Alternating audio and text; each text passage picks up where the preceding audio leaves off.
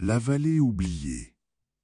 Au cœur des montagnes d'Europe centrale, là où l'hiver dure presque toute l'année, se dressait le monastère de Saint-Benoît. Ses murs massifs, bâtis de blocs gris, ressemblaient davantage aux remparts d'une forteresse qu'à une demeure de prière. La cloche, perchée au sommet d'un clocher élancé, résonnait dans toute la vallée comme un rappel constant que Dieu régnait ici, et que les hommes n'étaient que poussière. Pour les villageois des hameaux voisins, ce lieu inspirait à la fois respect et effroi. Ils déposaient parfois des offrandes au portail, mais évitaient de lever les yeux vers les fenêtres étroites du cloître. Car, disaient-ils, certaines nuits, on y voyait briller un éclat métallique, comme un reflet qui ne pouvait venir que d'une chose, un masque de fer. L'arrivée de l'inconnu. Les récits les plus anciens parlent de l'année 1746. Une tempête faisait rage ce soir-là quand des chevaux épuisés s'arrêtèrent devant les portes du monastère. Des hommes encapuchonnés en descendirent, escortant une silhouette enchaînée. Sous la pluie battante, les villageois cachés dans l'ombre purent apercevoir ce qui les marqua à jamais. L'homme portait une lourde masque de métal, épais et rugueux, ne laissant paraître que deux fentes pour les yeux. Pas un mot, pas un cri, seulement le bruit des chaînes et le grincement du fer. La porte s'ouvrit, le prisonnier fut englouti par l'obscurité du cloître. Dès lors, personne ne le revit au dehors. Les murmures des paysans.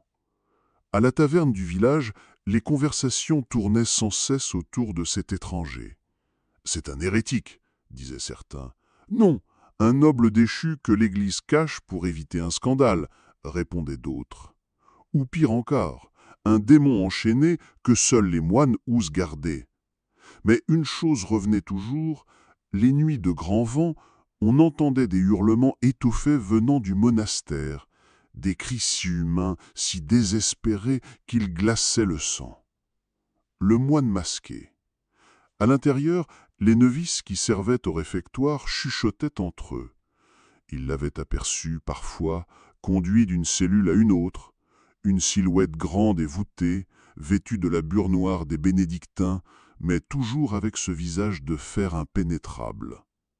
Certains racontaient que ses yeux luisaient dans la pénombre d'un éclat presque inhumain. D'autres juraient que quand il passait, l'air devenait plus froid, comme si la mort elle-même traversait les couloirs. Les premiers signes d'horreur. Un novice, frère Mathias, osa un jour approcher de sa cellule. En collant l'oreille à la porte, il entendit un murmure guttural « Libérez-moi, ou périssez tous !» Pris de panique, il courut prévenir l'abbé. Mais le lendemain, Mathias avait disparu. Officiellement, envoyé dans une autre abbaye. Officieusement, nul ne le revit jamais. Le poids du secret. Plus les années passaient, plus la présence du moine au masque de fer devenait un tabou. Aucun des frères n'osait prononcer son nom. Les visiteurs étrangers étaient toujours tenus éloignés de l'aile nord où ils semblaient être enfermés. Pourtant, les cris, les grincements de métal et parfois même l'odeur de chair brûlée qui s'échappait des pierres continuaient à alimenter les peurs. Et un soir, à la lueur d'une chandelle vacillante, un jeune moine écrivit dans son journal « Si je disparais, sachez que c'est à cause de lui, le masque ne cache pas un homme, mais quelque chose de bien pire, le fardeau du silence. » Le monastère de Saint-Benoît vivait désormais sous une règle tacite, ne jamais parler du moine au masque de fer. L'abbé lui-même évitait le sujet. Lorsque des novices posaient trop de questions, ils étaient envoyés dans d'autres abbayes ou chargés de corvées si exténuantes qu'ils n'osaient plus insister. Pourtant, l'ombre de l'homme masqué planait sur chacun.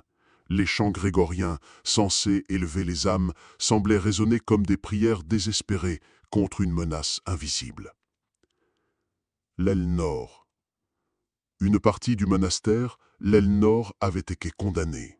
Ses couloirs étroits, ses portes cloutées de fer et ses fenêtres murées la rendaient lugubre. Les rares moines qui s'y aventuraient revenaient le visage livide. C'est là qu'on disait que vivait le prisonnier. Derrière plusieurs portes verrouillées, gardées jour et nuit, il aurait sa cellule. Un ancien, frère Anselme, murmurait parfois « Je l'ai vu, il ne dort jamais, ses pas résonnent jusqu'à l'aube, et quand il prie, ce n'est pas Dieu qui l'appelle. » La lettre secrète. En 1752, un jeune novice, frère Lucien, trouva un parchemin dissimulé dans la sacristie. L'écriture était hâtive, tremblante. « Celui que vous croyez un moine n'est pas des nôtres. Il fut envoyé ici par ordre du Saint-Siège. Sa faute est trop grande pour être dite. Le masque n'est pas seulement une prison, c'est un sceau. » Lucien en resta bouleversé. Un sceau? Était-ce pour cacher son identité ou pour enfermer quelque chose de plus terrible? Les bruits de la nuit. Les nuits suivantes, Lucien décida de veiller. Il se cacha dans le cloître, derrière une colonne, à portée de l'aile nord. Vers minuit, il entendit des coups sourds, comme des poings frappant contre la pierre. Puis une voix étouffée, grave et profonde. « Vous ne pouvez pas me retenir éternellement. » Lucien sentit son sang se glacer. Le masque de fer n'était donc pas seulement une punition, c'était une cage. L'épreuve de frère Dominique. Peu après, un autre moine, frère Dominique, disparut. On dit qu'il avait été puni pour avoir brisé la règle du silence. En vérité, certains affirmèrent l'avoir vu conduit de force vers l'aile nord. Quelques jours plus tard, des novices jurèrent avoir entendu ces cris mêlés aux ceux du prisonnier, puis plus rien. Le silence total, comme si Dominique avait été englouti. L'intervention de l'évêque. En 1754, l'évêque de la région vint inspecter le monastère. Des rumeurs de plus en plus persistantes parlaient de bruit, de disparition, de pratiques interdites. Devant l'abbé, il exigea « Montrez-moi ce prisonnier ». Mais l'abbé se mit à trembler. « Excellence, je vous en conjure, ne le demandez pas. Il est ici par ordre de Rome, nous ne sommes que des gardiens. » Le visage de l'évêque se crispa.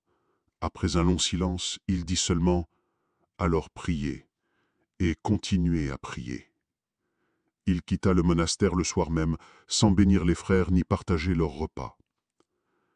La légende du sceau. Peu à peu, une légende se forma. On disait que le moine au masque de fer avait commis un crime impardonnable. Certains assuraient qu'il avait tenté d'écrire un évangile maudit, inspiré non pas par Dieu, mais par le diable. D'autres racontaient qu'il connaissait le vrai nom de Dieu et que le Vatican avait ordonné de le réduire au silence.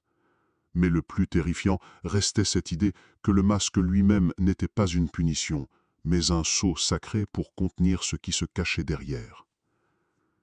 L'effroi grandissant. À mesure que les années passaient, le climat au monastère devenait oppressant.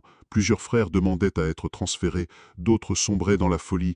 Les prières semblaient inutiles car chaque nuit les bruits persistaient. Un soir de tempête, la porte de l'aile nord trembla si fort que tout le couvent se réveilla. Un cri monstrueux, inhumain, résonna dans les couloirs. Les chandelles s'éteignirent d'elles-mêmes, et quand le calme revint, tous comprirent que l'homme au masque de fer n'était pas seulement un prisonnier, c'était une menace. La révolte des jeunes frères. Vers 1760, un nouveau groupe de novices arriva au monastère de Saint-Benoît. Parmi eux, 3 jeunes moines, frère Étienne, frère Paul et frère Gabriel, refusèrent de se soumettre au climat de peur qui régnait. Ils entendaient chaque nuit les bruits venant de l'aile nord, les coups contre les murs, les gémissements, parfois même des rires lugubres qui n'avaient rien d'humain. « Nous devons savoir, dit Étienne. Nous ne pouvons pas vivre ainsi, dans l'ombre d'un secret qui nous ronge tous. » Les anciens leur conseillèrent le silence, mais la curiosité, alimentée par la peur, finit par l'emporter. La porte interdite. Une nuit de novembre, profitant que l'abbé dormait profondément, les 3 jeunes frères se glissèrent dans le couloir menant à l'aile nord. La porte massive était fermée par 3 verrous et un lourd cadenas. Mais Paul, autrefois forgeron, parvint à crocheter l'un des mécanismes. Un courant d'air glacé s'échappa aussitôt, accompagné d'une odeur de rouille et de chair en décomposition. « Mon Dieu !» murmura Gabriel. Ils avancèrent à pas feutrés, leurs chandelles tremblant dans l'obscurité. La cellule. Au fond du couloir, une cellule renforcée de fer. Derrière les barreaux, une silhouette se tenait immobile. Un homme grand, vêtu d'une robe noire élimée, et surtout ce visage recouvert du masque de fer luisant à la lueur des flammes. Il leva lentement la tête. Ses yeux brillèrent derrière les fentes comme deux braises. « Enfin, vous êtes venu, dit-il d'une voix sourde. « Qui êtes-vous » demanda Étienne, la gorge nouée. « Celui qu'ils craignent, » répondit l'homme. « Mais pas pour ce que j'ai fait, pour ce que je sais. » Il s'approcha des barreaux. Le bruit du métal résonna dans le silence. Derrière ce masque, il n'y a pas seulement un visage. Il y a un secret que même Rome ne veut pas révéler. Un nom, un mot qui peut détruire. Les jeunes frères reculèrent, terrifiés. Mais leur curiosité les maintenait encore face à lui. Étienne, tremblant, osa tendre la main vers le cadenas de la cellule. « Nous pouvons vous libérer. » Mais aussitôt, une voix retentit derrière eux. « Arrêtez !» C'était l'abbé, accompagné de deux anciens. Son visage était blême. « Vous ne comprenez pas. Ce masque n'est pas une prison pour lui, mais pour vous. » Il les repoussa violemment et ordonna de refermer la porte. La punition. Le lendemain, les trois novices furent convoqués dans la salle capitulaire. L'abbé annonça d'une voix dure. « Vous avez violé le serment d'obéissance. Vous serez envoyés dans d'autres monastères, loin d'ici. » Étienne supplia. « Mais pourquoi? Qui est-il? Pourquoi le cacher ainsi ?» L'abbé détourna les yeux. « Parce que ce qu'il porte sous ce masque ne doit jamais être vu. » Les trois furent emmenés le jour même. Aucun ne revint jamais à Saint-Benoît. La fissure. Mais cette tentative eut des conséquences. Les bruits de l'aile nord se firent plus violents. Chaque nuit, on entendait désormais non seulement des coups, mais des prières en latin, déformées, comme récitées à l'envers. Les murs eux-mêmes semblaient vibrer. Un frère nota dans son journal. « J'ai vu les chandelles s'éteindre devant sa cellule sans qu'aucun souffle de vent ne passe. Le masque brillait dans l'obscurité comme chauffé à blanc. » Le doute. Certains commencèrent à murmurer que ce prisonnier n'était pas un simple homme. D'aucuns pensaient qu'il s'agissait d'un possédé, contenté de contenir. D'autres croyaient à un ange déchu, puni pour sa rébellion. Mais tous savaient que plus le temps passait, plus son influence s'étendait. Un soir, un novice fut retrouvé mort, le visage tordu d'horreur, les yeux fixés sur une paroi de pierre. Gravé à même la roche, un mot apparaissait, écrit à l'aide de sang séqué. « Libérez-moi » L'avertissement. Lors de la messe de minuit, l'abbé déclara d'une voix brisée. « Tant que le masque reste, nous sommes protégés. Mais si jamais il tombe, ce ne sera pas seulement notre monastère qui sera perdu, mais toute la vallée. » Et dans le silence qui suivit, chacun entendit distinctement un rire sourd provenant de l'aile nord. L'hiver de la peur. L'année 1765 marqua un tournant pour le monastère de Saint-Benoît. L'hiver arriva plus tôt que jamais, recouvrant la vallée d'une couche de neige étouffante. Les vivres s'épuisaient, les récoltes avaient échoué et plusieurs frères moururent de maladie. Dans ce climat de désespoir, certains commencèrent à croire que la source de leur malheur n'était autre que le prisonnier de l'aile nord. « Tant que ce démon reste ici, nos prières ne servent à rien », chuchota frère Bernard. « Alors il faut le libeller, ou le tuer », répondit frère André. Ces mots interdits se répandirent comme une braise sous la cendre. Les signes. Les phénomènes étranges se multiplièrent. Les icônes du réfectoire se mirent à suinter une substance sombre, semblable à du sang. Les cierges bénis s'éteignaient sans raison. Un matin, l'abbé découvrit la statue de la Vierge au cœur de l'église. Son visage avait été rayé par 3 profondes entailles, comme laissées par une griffe. C'est un avertissement. murmura-t-il. Le sceau s'affaiblit. Le complot. Frère André rassembla secrètement quelques moines déterminés. Nous devons briser le masque. Quoi qu'il cache, il vaut mieux l'affronter que de mourir à petit feu. Parmi eux, certains étaient convaincus que, sous le fer, se cachait un simple homme, victime de la cruauté de l'Église. D'autres pensaient qu'en détruisant le masque, il ferait jaillir à la vérité, quel qu'en soit le prix. La nuit de l'audace. Par une nuit glaciale de février, alors que l'abbé était malade et cloué au lit, le petit groupe s'introduisit dans l'aile nord. Armés de marteaux et de barres de fer, ils ouvrirent la porte de la cellule. Le prisonnier les attendait. Debout, immobile, ses yeux flamboyaient derrière le métal. « Enfin, dit-il d'une voix résonnante, vous êtes prêts. » La tentative de briser le masque. Frère André leva son marteau et frappa le masque. L'impact fit trembler toute la cellule. Mais au lieu de céder, le métal émit un son étrange, comme un chant dissonant, qui résonna dans les murs. Les chandelles explosèrent, projetant des étincelles. Une chaleur suffocante emplit la pièce, tandis que le prisonnier éclata d'un rire déchirant. « Vous ne comprenez pas, ce n'est pas moi que vous libérez, c'est ce qui est derrière moi. » La terreur. À cet instant, un souffle glacial parcourut le monastère entier. Les frères endormis se réveillèrent en sursaut, entendant des voix multiples psalmodier en latin inversé. Dans la cellule, un des moines qui participait à l'opération s'effondra, ses yeux brûlés comme par un feu invisible. Les autres reculèrent, épouvantés, mais André insista et frappa encore. Une fissure apparut sur le côté du masque. L'intervention. L'abbé, soutenu par deux anciens, entra en trombe, brandissant un crucifix.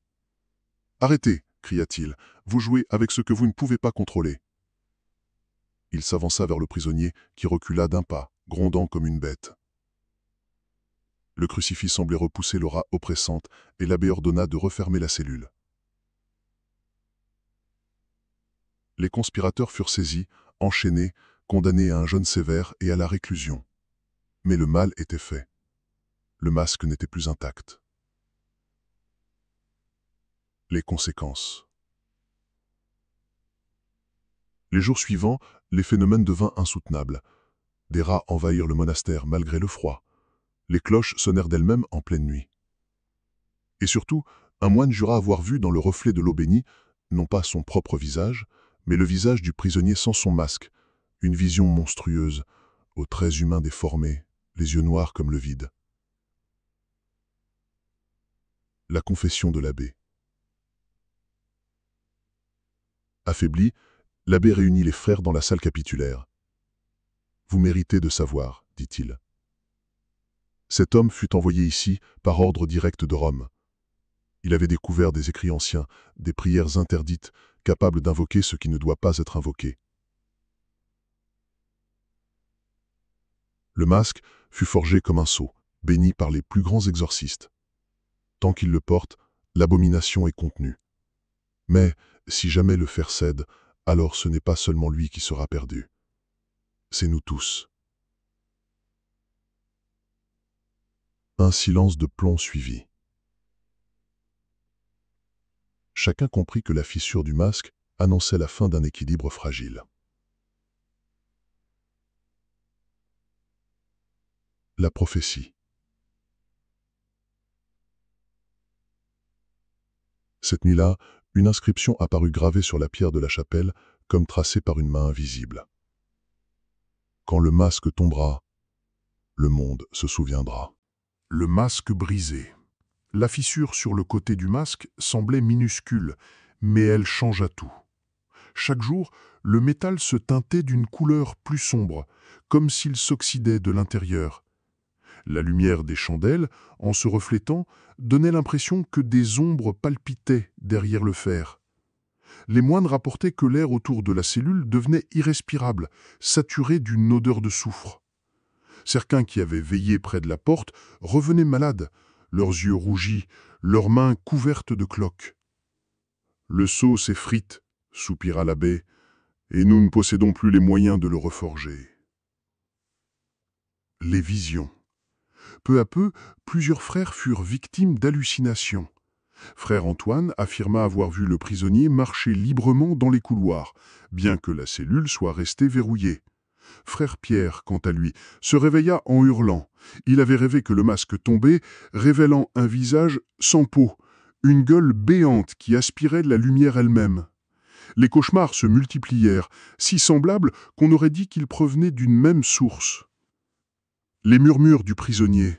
Un soir, frère Bernard, écoutant à travers les barreaux, entendit le prisonnier parler d'une voix étrangement douce. « Vous souffrez, mes frères, mais tout cela peut cesser. Enlevez-moi ce masque, et je vous offrirai la paix. » Bernard s'agenouilla, partagé entre la peur et la tentation. « Qui êtes-vous vraiment » demanda-t-il. Un silence, puis une réponse qui glaça son sang. « Je suis celui que vos prières nourrissent depuis des siècles. Vous m'avez déjà invité en vous. Le masque ne fait que retarder l'inévitable. » Le départ des faibles. À mesure que la terreur croissait, plusieurs moines supplièrent l'abbé de quitter le monastère. Certains s'enfuirent dans la nuit, préférant affronter les loups et le froid plutôt que de rester près de la cellule maudite. Ceux qui restaient n'étaient plus qu'une poignée, tiraillés entre la fidélité à leur serment et la peur viscérale qui les consumait. La nuit du sang. Un événement terrible survint en mars 1766. Frère Paul, un des novices revenus en secret après être transféré ailleurs, réussit à s'introduire dans l'aile nord, déterminé à libérer le prisonnier. Lorsque les autres découvrirent son corps le lendemain, il gisait dans la chapelle, la tête tordue à un angle impossible, son visage figé dans une expression d'effroi absolu. Gravé dans sa poitrine avec une lame invisible, un seul mot : merci. L'abbé, rongé par la maladie, avoua enfin à ses proches conseillers : « Je ne sais plus si nous emprisonnons un homme ou si nous retenons une force qui dépasse notre entendement. Mais si le masque se brise, je crains que ce monastère ne devienne la porte des enfers. » L'influence croissante. Les prières collectives ne suffisaient plus. Durant l'office, certains frères entraient en transe. Durant l'office, certains frères entraient en transe, répétant des mots inconnus, la voix transformée. Une fois revenus à eux, ils ne se souvenaient de rien. Plus troublant encore, plusieurs statues de saints se mirent à pleurer, non pas des larmes, mais un liquide noir et visqueux. La vallée entière semblait sombrer dans une malédiction. Les villageois rapportaient des bêtes mortes, retrouvées au lever du jour, les yeux vidés de toute substance. L'identité révélée. Un soir, alors qu'une tempête faisait rage, le prisonnier appela frère Bernard par son nom, bien qu'ils ne sussent jamais parler. « Tu veux savoir qui je suis ?» dit-il.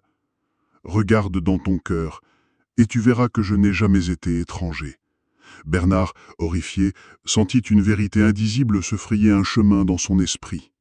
Les écrits anciens évoquaient un moine savant, obsédé par les textes apocryphes, qui aurait tenté de convoquer la parole interdite. Ce moine s'appelait autrefois Athanase. Et si le prisonnier n'était autre que lui, transformé, maudit, devenu réceptacle d'une voix plus ancienne que l'homme? La prophétie. La fissure du masque s'élargissait de jour en jour. On distinguait parfois un filet de chair noirâtre apparaître sous le métal. Les yeux du prisonnier semblaient plus vifs que jamais, irradiant une lueur malsaine. Il prononça alors une phrase qui resta gravée dans la mémoire des survivants. « Quand le fer tombera, le monde ne verra pas mon visage, mais le sien. » L'hiver de 1767 fut le plus cruel que la vallée eût jamais connu. La neige ensevelissait les toits, les loups rôdaient jusque dans le cimetière du monastère. À l'intérieur, les frères survivants n'étaient plus qu'une poignée, amaigris, épuisés, obsédés par la fissure qui s'élargissait chaque jour sur le masque du prisonnier. L'abbé, mourant, ne cessait de répéter « Ne laissez pas le fer tomber, ou tout est perdu ». Mais tous savaient que la fin approchait. La chute du masque. Par une nuit d'orage, le tonnerre fit trembler les vitraux. Dans l'aile nord, un bruit métallique résonna. Un craquement, suivi d'un fracas. Le masque venait de se briser en deux. Les moines accoururent, crucifix en main. Ce qu'ils virent les marqua à jamais. L'homme se tenait debout, le visage désormais visible. Mais ce n'était pas un visage humain. Sa peau, d'un noir huileux, semblait se tordre comme des flammes inversées. Ses yeux étaient des abîmes sans fond, et sa bouche, une plaie ouverte d'où s'échappait un souffle glacé. Il leva les bras et, d'une voix résonnante, prononça « Le sceau est rompu. Maintenant, le monde se souviendra. » La nuit de l'horreur. Les couloirs se remplirent de cris. Les murs saignaient. Des mains invisibles jaillissaient des pierres pour saisir les moines. L'air se chargea d'un parfum de cendre. Certains frères tombèrent à genoux, implorant la miséricorde. D'autres perdirent la raison, frappant leur propre visage pour ne pas voir. Le prisonnier, ou ce qu'il était devenu, s'avança vers la chapelle. Chaque pas fit vaciller les statues, fissurer les colonnes. Le dernier combat. L'abbé, soutenu par frère Bernard, se dressa face à lui. Faible mais déterminé, il brandit une relique, un fragment de la croix. « Tu n'es pas le maître ici », rugit-il. Un souffle monstrueux renversa les chandelles, mais l'abbé tint bon. Le fragment brilla d'une lumière aveuglante. Pendant un instant, la créature hurla, son visage se déchirant comme un tissu brûlé. Les murs du monastère tremblèrent. Le clocher s'effondra, la terre s'ouvrit sous la chapelle. Le sacrifice. Voyant que rien ne pouvait contenir l'abomination, Bernard prit une décision. Il saisit la relique des mains de l'abbé et courut droit vers la créature. Dans un cri désespéré, il planta le bois sacré dans la plaie béante de sa poitrine. Une explosion de lumière et d'ombre emplit la salle. Le sol s'effondra, engloutissant la cellule et tout l'aile nord dans un gouffre. Quand le silence revint, il ne restait qu'un cratère fumant. L'après. Le monastère de Saint-Benoît ne se releva jamais. Les quelques survivants quittèrent la vallée, jurant de ne jamais prononcer ce qu'ils avaient vu. Les ruines restèrent désertes, évitées par les villageois. On raconte que, certains soirs de tempête, on entend encore le son du métal qui se brise, suivi d'un cri venu d'un autre monde. Quant à frère Bernard et aux prisonniers, nul ne sait ce qu'ils sont devenus. Ont-ils disparu ensemble? Ou bien le masque de fer, même brisé, retient-il encore un fragment de l'horreur qu'il contenait? Épilogue. Dans une bibliothèque oubliée de Rome, un manuscrit fut retrouvé bien des années plus tard. On y lisait ces mots. Le masque n'était qu'un avertissement. Celui qui le porta n'était pas un homme, mais un miroir, et si le sceau tombe ailleurs, le monde entier verra son véritable visage.